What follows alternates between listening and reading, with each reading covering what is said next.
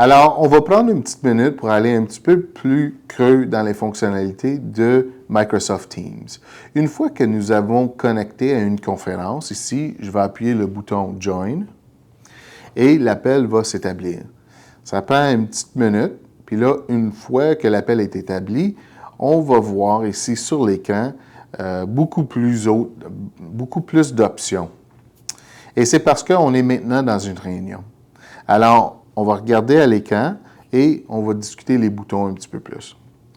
En bas, à gauche, on voit un bouton Cortana. Cortana, c'est une application de voix Microsoft.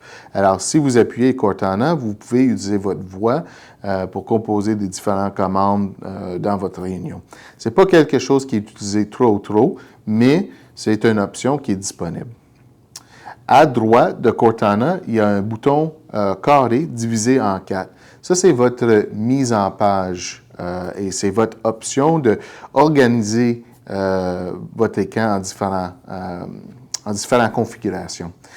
Au moment, on voit que le bouton est grillé. Sur l'écran, on a juste une connexion avec une seule personne. Mais si vous ajoutez d'autres personnes ou si vous ajoutez du contenu, peut-être une présentation dans votre salle ou peut-être les individus connectés à votre salle de réunion vont partager leur contenu, la mise en page, le bouton mise en page va vous donner d'autres options. Peut-être vous allez plein écran avec la mise en page ou peut-être vous allez organiser les individus de différentes façons.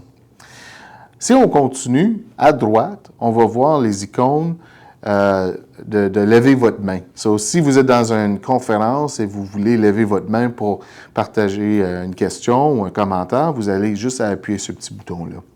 À droite de le bouton lever votre main, c'est les icônes qu'on utilise normalement dans nos rendez-vous personnels. Peut-être on va applaudir un commentaire ou donner un petit sourire. À côté, vous allez voir un bouton avec 3 petits boutons. Si vous appuyez sur ce bouton-là, il va ouvrir un menu avec d'autres options que vous pouvez utiliser dans votre réunion. En haut, ici, on voit qu'on peut choisir les sous-titres ou non pendant que vous êtes en réunion. La deuxième option, ici, c'est où que je voulais en parler un petit peu.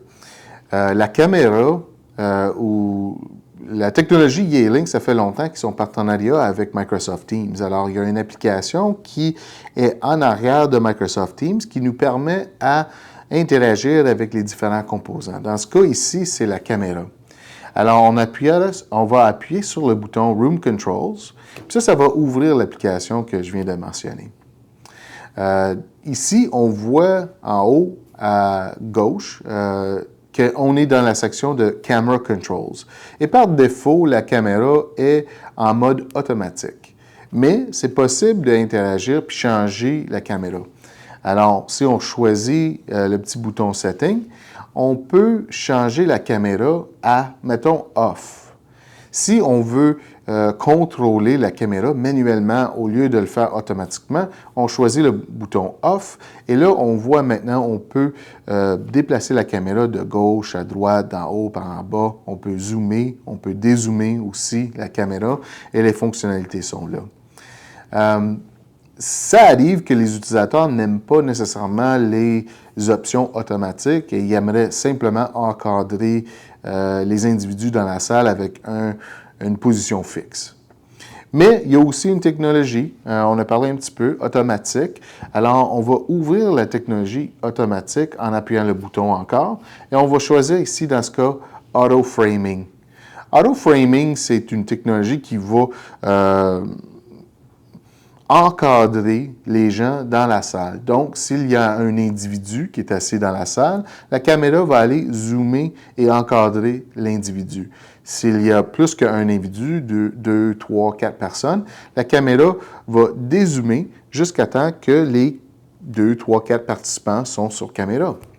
Il y a une autre option automatique, si on choisit le bouton, puis on choisit l'autre option qui s'appelle Speaker Tracking.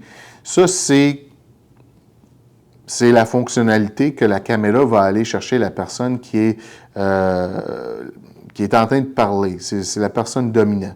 Si quelqu'un vient à se parler pour longtemps, la caméra va aller chercher.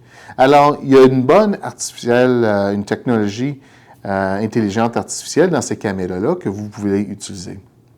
Alors, on va continuer un petit peu avec le menu 3 points. On va réouvrir le menu, puis on voit qu'il y a d'autres options ici qui donnent des différentes fonctionnalités dans votre salle Microsoft. Je vous encourage de les tester, mais ce n'est pas quelque chose qui est utilisé très, très souvent. On va être capable de continuer un petit peu avec les contrôles. En bas, on voit que les prochains boutons, c'est pour contrôler le son dans la salle. Ça, c'est les haut-parleurs. On va être capable d'appuyer le bouton plus pour augmenter le son, ou on va être capable d'appuyer le bouton moins pour diminuer le son. Si on appuie le petit haut-parleur dans le milieu, ça va fermer le son. Et si on appuie le bouton haut-parleur, ça va ouvrir le son aussi. Ensuite, on a une icône de caméra. Par défaut, il est allumé. Si vous cliquez dessus, ça signifie que la personne à l'autre bout ne vous voit plus parce que la caméra est fermée. Alors, vous allez voir comme une coche ou une ligne sur la caméra. Vous pouvez décocher la caméra, puis ça va réouvrir la caméra et les gens à l'autre bout de la conférence vont vous voir maintenant. À côté, vous allez voir un microphone et c'est plus ou moins la même chose que la caméra. Ici, si vous cliquez sur le microphone va être sur mute. Et si vous allez cliquer sur le bouton encore, le microphone est off mute. Vous allez voir sur les microphones de table qu'il y a aussi une indication visuelle.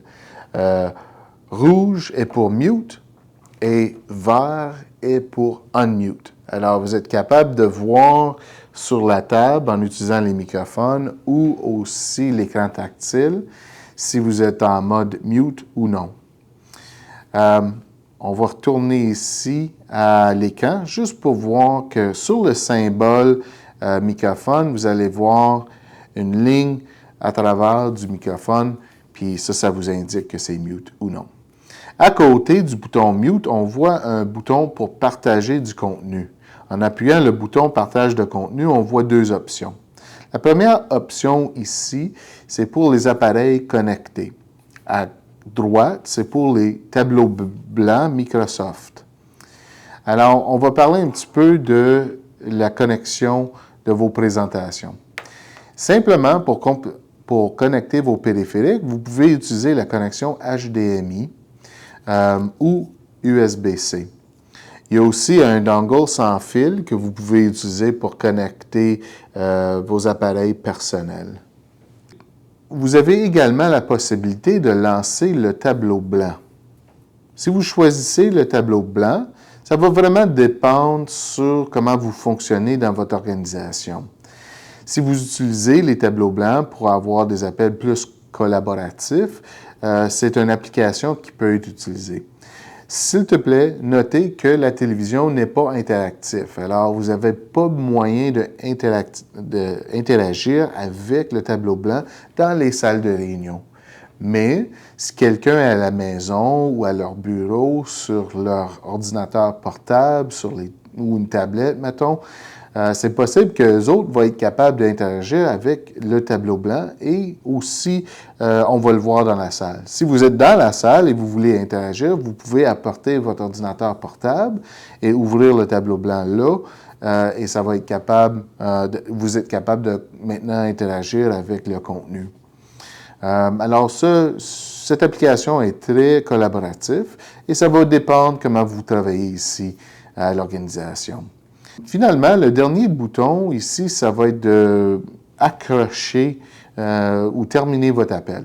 Alors, le bouton rouge en bas à droite, ce bouton va vous permettre de décrocher ou terminer l'appel. Avant qu'on appuie le bouton, on va utiliser ici en haut une petite fonctionnalité qui va vous permettre d'ajouter des participants à un appel. Si vous appuyez la petite case et le participant fait partie de votre organisation, vous pouvez commencer un appel rapidement et simplement. Vous avez juste à composer le nom de l'individu. Alors, mettons, c'est moi, on va taper le Jean-François. Et on voit que si je suis dans le répertoire, je vais être capable d'inviter l'individu à notre conférence. Alors, me voici. J'ai juste à me choisir ou choisir l'individu à inviter. Et on fait un petit request to join et l'appel va aller me rechercher n'importe où. Alors, je vais juste fermer la page ici vite fait. Et c'est après tout. On va terminer l'appel. Et voici les fonctionnalités qu'on voit dans votre salle Microsoft Teams. Passez une excellente réunion.